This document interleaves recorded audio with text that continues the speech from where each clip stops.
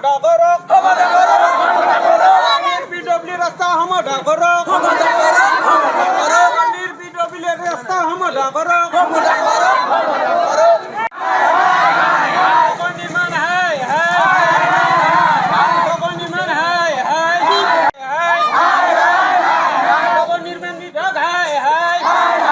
সমাধা করক নির্বিডব্লিউ রাস্তা সমাধা করক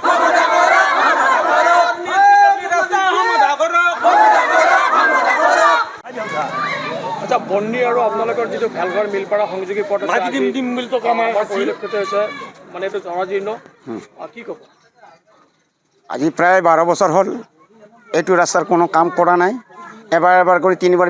বিভাগৰ পৰা আমি চেংচন আনিলোঁ কিন্তু চেংচনটো কাটি দিয়ে কাম কৰিবলৈ নিদিয়ে আজি চাওক কিমান দিন হ'ল মানুহ কিমান অসুবিধাত পৰিছে মতা মাইকী মানুহ বয়সস্থ মানুহবিলাক নমাজ পঢ়িব যায় কোনোবাই স্কুলত যায় তাতো কেনেকুৱা অসুবিধাত পৰিছে পৰি যায় বৰষুণ দিছে পানী জমা হৈ যায় আৰু গাঁটাগাঁটি হৈ গৈছে কোনো ৰাস্তাত যাবলৈ মানে কোনো সুবিধা নাই ছাইডত কোনো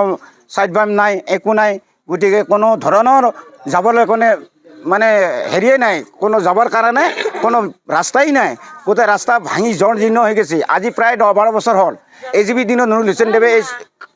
এই PWDটো বনাই দিছিল আৰু তেওঁ মানে পকীকৰণ কৰিছিল তেতিয়াৰ পৰা কোনো চৰকাৰে এতিয়ালৈ কাম কৰা নাই কৰিম বুলি ভোটবিলাক লৈ যায় কিন্তু কাম নকৰে আৰু আজি 10 বছৰ কাল মই ভোটৰ সভাপতি কৰিলোঁ BJP ভাৰতীয় জনতা পাৰ্টি মই এটা সক্ৰিয় সদস্য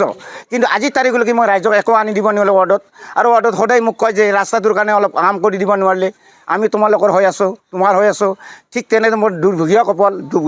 মানে ক'বলগীয়াত পৰিছোঁ মই দুখৰ বিষয় কিন্তু আজি ৰাস্তাটো এই অৱস্থা কিমানখিনি অসুবিধা হৈছে গাড়ী মটৰ যোৱাত অসুবিধা গাড়ী মটৰ পৰি যায় ল'ৰা ছোৱালী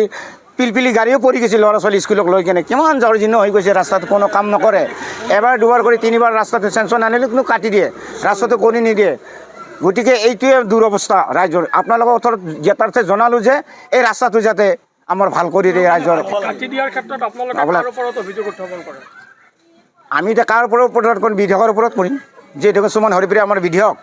তেওঁৰ ওপৰতে আমি মানে এই বস্তুটো আমি কৰি দিম আৰু বিভাগীয় কৰ্তৃপক্ষক কি জনাব বিভাগীয় কৰ্তৃপক্ষ এতিয়া এটা ৰাস্তাটো আমাৰ ক্লিয়াৰ কৰি দিব ভাল কৰি দিব লাগে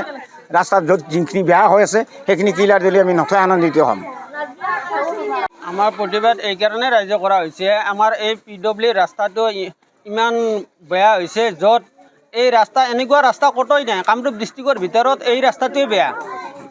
এই ৰাস্তাটো মানে খৈলামাৰীলৈ দক্ষিণ বন্নিলৈ ভেলকাৰলৈ গুচি গৈছে গাড়ী কিমান অহা যোৱা কৰি আছে এই গাড়ীবিলাক পৰি যায় যিবিলাক বেটাৰী গাড়ী বুলি কয় এই বেটাৰী গাড়ীবিলাক ল'ৰা ছোৱালী এতিয়া স্কুলৰ ল'ৰা ছোৱালী এনেকুৱাকৈ পৰি যায় পৰি যোৱাৰ পিছত মানুহে আহি নাপায় এনেকুৱাকৈ তুলিব লগা হৈ যায় য'ত বহুদিন এক্সিডেণ্ট হৈছে আমি সামনত চাওঁ গতিকে এই ৰাস্তাটোত বৰষুণ আহিলে একাঠু এক কঁকাললৈ পানী হৈ যায় পানীৰ বিনিময়ত ৰাস্তাটো এনেকুৱাকৈ ভাঙিছে জাগাই ৰাস্তাটোত মানে যাৱাৰ ৰাস্তাই নাই এনেকুৱা ৰাস্তা গতিকে যি ৰাস্তাত গতিকে মানুহে যাবই নোৱাৰে বৃদ্ধবিলাকে যাব নোৱাৰে ইপাৰৰ পৰা সিপাৰে যাব নোৱাৰে গতিকে ৰাস্তাটোত এনেকুৱা অৱস্থা জৰুৰী সময়ত